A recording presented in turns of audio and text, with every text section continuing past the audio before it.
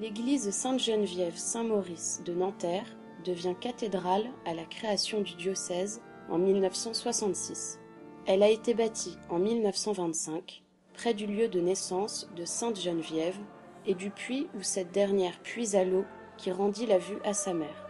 De l'ancienne église paroissiale ne subsiste que le clocher.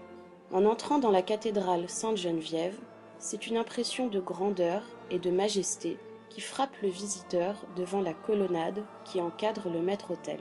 Au-dessus du chœur se déploie une fresque monumentale d'un Christ-Roi assis sur son trône. Il est entouré de Sainte Geneviève et Sainte Jeanne d'Arc. Disposés tout au long des murs et des voûtes de la cathédrale, les 1500 mètres carrés de fresques ont pour sujet principal la vie de Sainte Geneviève. D'autres sont consacrés aux 14 paraboles évangéliques du royaume, aux béatitudes, aux 7 sacrements ou au couronnement de la Vierge. D'autres éléments architecturaux remarquables sont présents, les vitraux symboliques de la Passion, la grande rosace de vitraux représentant les mystères du rosaire, des statues ou chapiteaux sculptés et une porte d'entrée monumentale en bronze réalisée en laiton sur le thème du buisson ardent.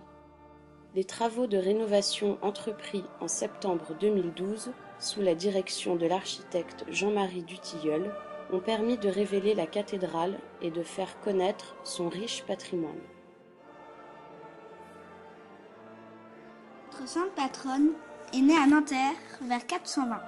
Elle symbolise l'engagement d'une femme de prière au cœur de la cité, la mère de la patrie menacée. On la représente souvent tenant un cierge à la main, avec lequel elle ranima la foi et l'espérance des Parisiens. Alors qu'elle n'a que 7 ans, l'évêque Saint-Germain remarque Geneviève et la consacre à Dieu. Un jour, Geneviève insiste pour accompagner sa mère à l'église. Agacée, Gérontia gifle sa fille et perd aussitôt la vue. Ce sera avec l'eau du puits que Geneviève accomplira son premier miracle en rendant la vue à sa mère. En 451, Attila franchit le Rhin et envahit la Gaule. Geneviève convainc les Parisiens de ne pas abandonner la cité. Elle rassemble les femmes de Paris et leur demande de supplier le ciel d'épargner leur ville. Les Huns contournent Paris. En 465, Geneviève s'oppose au roi franc Childéric qui assiège Paris. Geneviève sauve cette fois la ville de la famine en parvenant à contourner le blocus et à ravitailler la ville par la Seine. Vers 493, au moment où le roi Clovis épouse Clotilde, Geneviève se lie d'amitié avec la reine. Elles accompagnent le roi vers le baptême. Le royaume franc devient un royaume chrétien. Geneviève meurt à l'âge de 89 ans à Paris. Son corps est déposé dans un sarcophage de pierre conservé encore à Saint-Étienne-du-Mont. Au long des siècles, le peuple se presse aux processions de la chasse de Sainte-Geneviève. On lui attribue de nombreuses guérisons. Les Hauts-de-Seine, une terre de saints et de témoins. Vers 250, le pape envoie Saint-Denis et ses compagnons évangéliser Lutèce. Saint-Denis meurt martyr, il est aujourd'hui patron secondaire de notre diocèse. Saint Clodoald, petit-fils de Clovis et de Sainte Clotilde, il renonce à la couronne, devint moine, puis prêtre, et termine sa vie comme ermite sur une colline proche de Paris, qui est aujourd'hui Saint-Cloud. Bienheureuse Isabelle, au XIIIe siècle, c'est la sœur de Saint-Louis, elle fonda à Longchamp un couvent de Clarisse. Elle s'occupait surtout des pauvres, des malades et des lépreux. On signale sa présence aussi à Boulogne. Saint Vincent de Paul, qui passa à Gennevilliers, à Rueil-Malmaison, à Fontenay, à Issy-les-Moulineaux, mais il fut surtout curé de Clichy. Il est le patron des œuvres de charité. Le bienheureux Charles de Foucauld, c'est au cours d'une retraite chez les Jésuites que Charles de Foucauld prit la décision de devenir religieux. C'était à Clamart. L'abbé Franz Stock, prêtre allemand. Pendant l'occupation, il fut aumônier des prisons, et il accompagnait les condamnés jusqu'au peloton d'exécution à la clairière du Mont-Valérien. Saint Jean-Paul II, quand il était Karol Wojtyla, prêtre, il est venu à Colombes pour observer la pastorale mise en œuvre par le père Michonneau. En 1980, le pape Jean-Paul II rencontre les évêques de France et les séminaristes à Issy-les-Moulineaux. Là, il rencontra notre premier évêque, Jacques Delarue.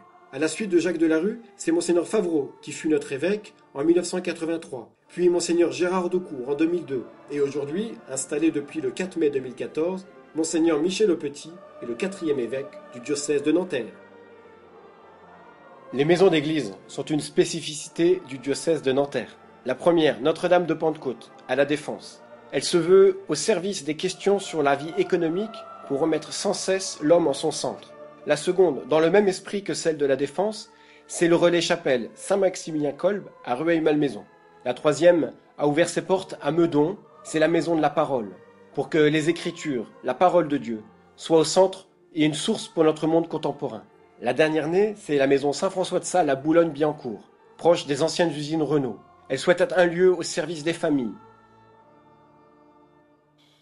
Le diocèse, c'est en quelques chiffres.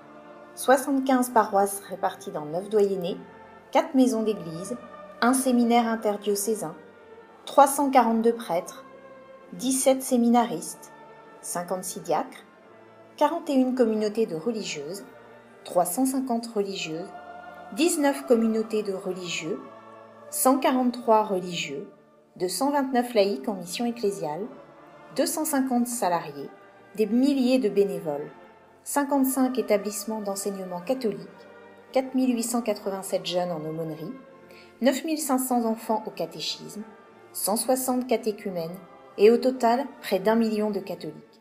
Le diocèse, c'est aussi vous.